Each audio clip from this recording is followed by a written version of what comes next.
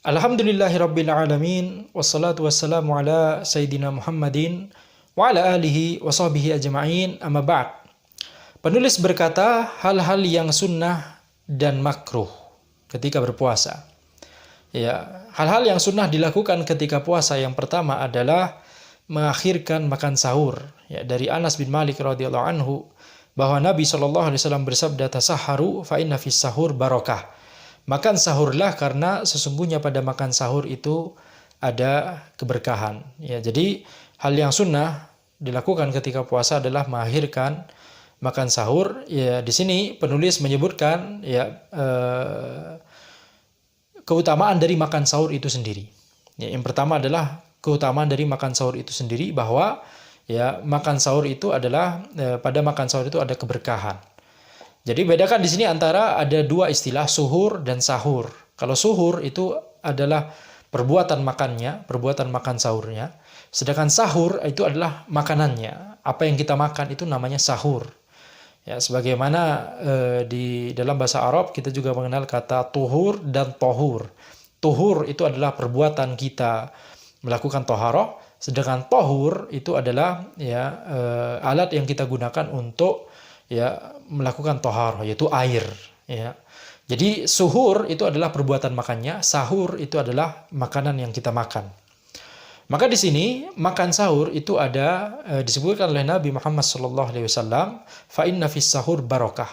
Sesungguhnya pada makan sahur itu ada keberkahan. Jadi Nabi Muhammad SAW pada awalnya memerintahkan kita untuk makan sahur, tasaharu fa inna fis sahur barakah. Makan sahurlah karena sesungguhnya pada makan sahur itu ada keberkahan. Maka demikianlah seluruh perintah di syariat itu syariat memerintahkan kita untuk melakukan sesuatu itu karena ada keberkahan di dalamnya dan hikmah dan pahala di balik sesuatu yang diperintahkan oleh syariat tersebut.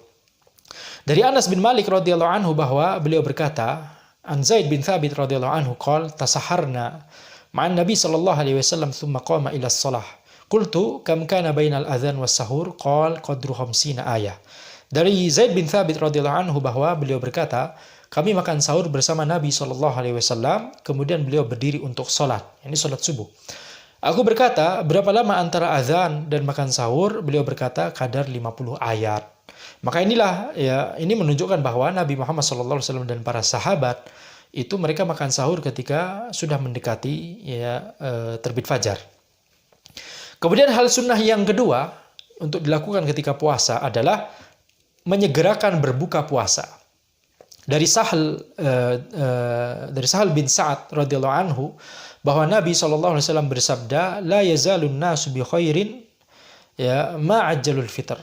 Manusia akan selalu berada dalam kebaikan selama menyegerakan berbuka puasa. Jadi tidak boleh kita tunda-tunda, tidak boleh kita tunda-tunda untuk berbuka puasa. Menyegerakan berbuka puasa itu adalah hal yang disunnahkan, dan bahkan Nabi Muhammad SAW menyebutkan bahwa manusia akan selalu berada dalam kebaikan selama mereka menyegerakan berbuka puasa. Kemudian hal yang disunnahkan yang ketiga ketika berpuasa adalah berbuka dengan rutab, jika tidak ada maka dengan tamr, jika tidak ada maka dengan air. Ya, dari Anas bin Malik radhiyallahu anhu bahwa beliau berkata, kana Rasulullah sallallahu alaihi wasallam yuftiru ala rutabat qabla an yusalli. Fa illam takun rutabat fa ala tamrat. Fa illam takun hasawatin mimma. Rasulullah sallallahu alaihi wasallam biasa berbuka dengan rutab. Rutab itu kurma basah yang masih muda sebelum beliau sholat. Rasulullah SAW biasa berbuka dengan rutab sebelum beliau sholat. Jika tidak ada rutab maka dengan tamr, kurma kering. Jika tidak ada maka beliau meminum beberapa teguk air. Kemudian penulis berkata hal-hal yang makruh dilakukan ketika puasa. Yang pertama adalah mengumpulkan air ludah lalu menelannya.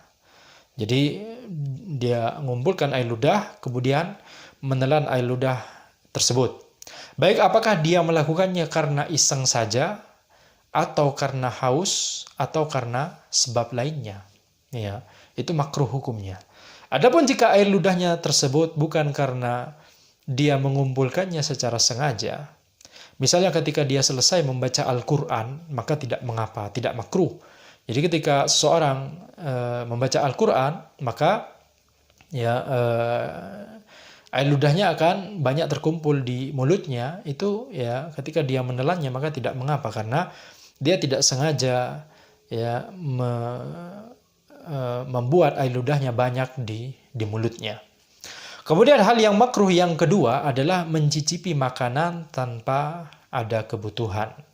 Adapun jika ada kebutuhan, ya maka tidak mengapa. Sebagaimana kaidah yang masyhur di fikih, ya hal yang makruh ketika ada hajah, kebutuhan, maka menjadi mubah. Hal yang haram ketika ada darurah, ketika ada kondisi darurat, maka hukumnya berubah menjadi mubah. Ya, jadi jika ada kebutuhan seperti ingin mengecek rasa dari makanan yang dimasaknya atau hendak dibelinya, atau wanita yang mengunyahkan makanan untuk anaknya, maka tidak mengapa. Ya, hukumnya boleh, tidak makruh lagi karena ada kebutuhan.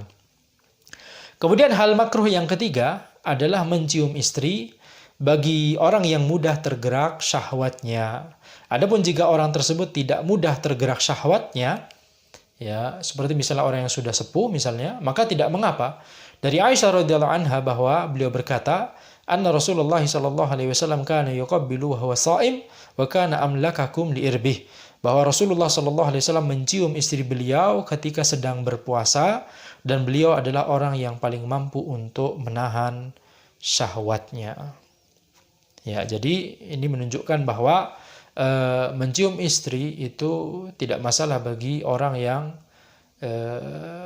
tidak mudah tergerak syahwatnya atau mampu untuk mengendalikan syahwatnya. Kalau dia tidak mampu maka makruh, karena itu bisa mengantarkan kepada ya hal yang lebih lagi, sehingga dikhawatirkan itu bisa membuat ya maninya keluar atau ya sampai jima misalnya, dan itu akan membatalkan puasa.